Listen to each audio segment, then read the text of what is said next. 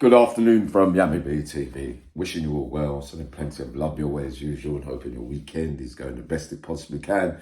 So far, now we woke up this morning with the dramatic news that a man has now been charged with the murder of the legendary, probably one of the greatest rappers of all time, rest in peace, Tupac Shakur.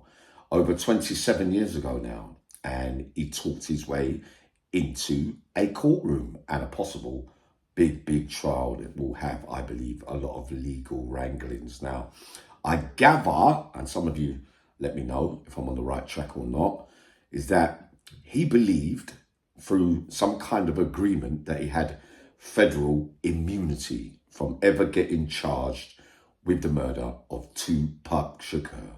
It also is relevant to state as well that in the beginning of time, when he first spoke about it, it is alleged that he said that it was his nephew, who's also rest in peace now, that pulled the trigger on that fateful night for Tupac. Now, and he was in the car, and that the agreement with the federal law enforcement agency was that he helped on a drugs case or something online, or something to that extent, and they shook on it that don't basically say no more than what you've said.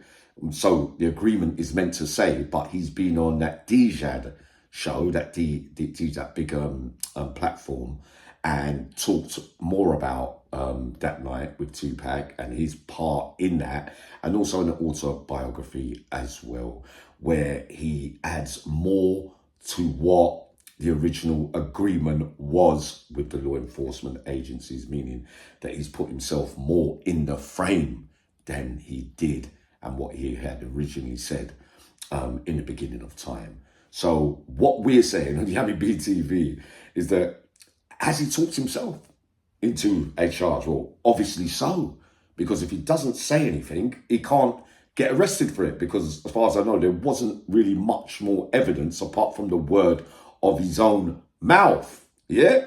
So I hope I've got that right now, which leads me on to now, why is it some big names come up in later life and tell their stories, and why don't some, right? So, Uncle Yami rings around sometimes and tests the water with certain so-called big names from way back in the day. How about coming on Yami TV? You got to be having a laugh, Yami. You don't really think I'm going to show my face up there for one reason or another. We could draw reference to maybe some of you lot say stuff online, letting them all know, like when guests come on, asking about he was involved in the murder of that, asking if he was around that bit and this bit and that bit. So it's not the kind of thing that I would want to be asking them, where they feel that if I ask them the question, which probably I wouldn't, right? To be honest, let me not get into too Ridley mode, because it'd be the same as when you walk into a police station. Whatever you say may be used in evidence against you, right? So why go up there? The less you say, the better off you are. Why is it? Some men go up there on these platforms and say they were the big I am and this and that, and I did this and I did that. What we find is why certain people, have been men that have been on certain interviews on YouTube, and they've used those things they've said in recent court cases against them. Somebody from the old days, someone's son or whatever, a big name, ex-big name criminal, his father was as well. They used something he said on a show, but thankfully it seems like he got off that case, right? So we won't go into that. But you have to be particularly careful about when you're coming up and telling your story, never mind about being the big I am and I was and all that, because as far as I'm concerned, your own warped perception of what you really was in that life is you're really overstating it, and you're talking yourself into trouble. Now, the other thing I was going to say is, when the enforcement agencies, which they do, the experts, the crime agencies, other crime channels and all that kind of stuff, who watch a lot of us on these true crime platforms, wait for when you say dates and times and places and who you was around and affiliated to and associated to. So what they might not have had before, you might be letting them into something. It might seem trivial and small to you, but they can latch onto that and use that and say, well, if he said he was there at that time, we got him saying that. Remember, he hasn't said he's done it, but he was around him on that, and they might be able to join up certain dots to get cases. That's the harsh reality of all this, which is why I came up and I said, no, that I was a proper wanker, basically, and I wasn't all that at all. You must always accept what your part really was in things. It's always best to be truthful about your life. Don't overplay it and overstate it the way some men have, because in the end, you live by the sword and you die by it, mate. You're going to have to keep that facade up for so long, forever and ever. It is egotistical. You need to.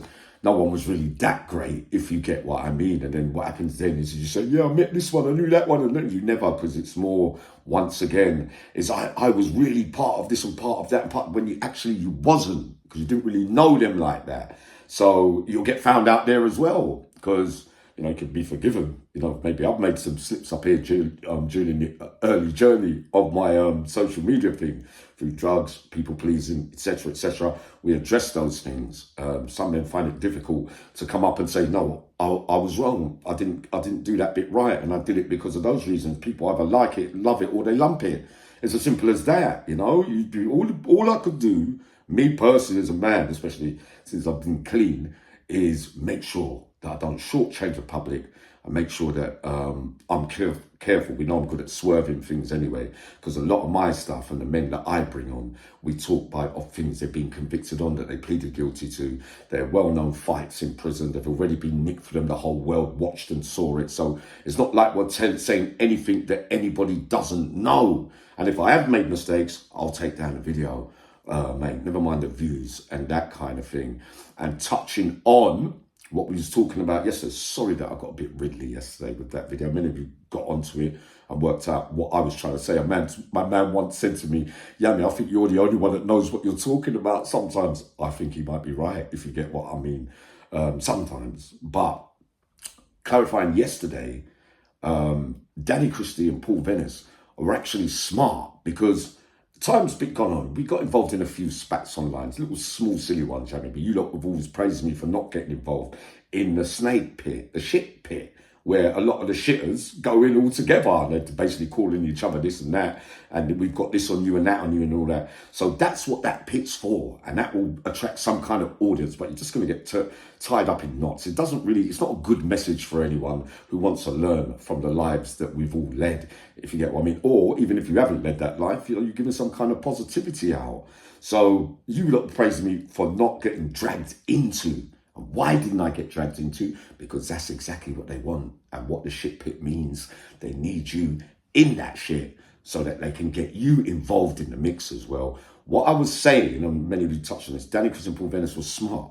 The time goes on, they get used to social media a little bit more, and they pull them, so they want to be dragged into possible crime proceedings. That's what I'm saying. Not that they were scared. You lot are reading it, some of you read it the way that you read it. I'm reading their body language a bit more different. I'm believing that they can see things coming. They don't want no part of it. They're being dragged into this and that. There could be possible consequences and incidents surrounding some of those that are trying to pull them. They've learnt their lessons from the past, probably, Danny and Paul, if they have been in the mix a few times early on during their journeys. But they know better now, right? So I've learned a lot better now as well. And we don't want to be dragged in by getting involved in your name being mentioned and that being mentioned, so that when the proceedings start criminally, you're somehow in the picture. So that's how the dragging in gets involved. And that's why I say to you, leave them all to it. They will be the undoers of their own making. The other thing is also those that point the finger and always making up this bit and that bit to put somebody else down. You know that it's often those are the ones with the real skeletons. I call the shit pits. The Rule 43s, the protection wing. How about that, you lot? The Rule 43s for the vulnerable prisoners, where all the rest of the best go, if you get what I mean, from that life, right? So that's clarifying that. But I think it's important to say that some men will come up and talk, right, on interviews in later life. It's fair to say I could get a few really massive names that, well, they won't go on other platforms. Interesting that they won't go on no other platforms. but maybe come on mine and talk about other things, maybe, because people get weary for one reason or another about talking about the past, especially if their names are attached to certain things that are not them or might have been them, and they don't want to be coming up there to say, I think we've gone through that, you know what I mean? So they don't give somebody the chance to say, well, he came and he said that and he said this and say that. So basically it could be just playing safe. A couple of names coming out recently, one of James English, yes, I was really surprised to see Michael Showers up there. But everybody is entitled to tell their story, but you still have to be careful if you've lived that life and there are things left undone from that life. It definitely means that the authorities don't necessarily forget certain things. It don't matter how far back it was. Have a good day. Going live with the Jill Dando case, part 1 shortly.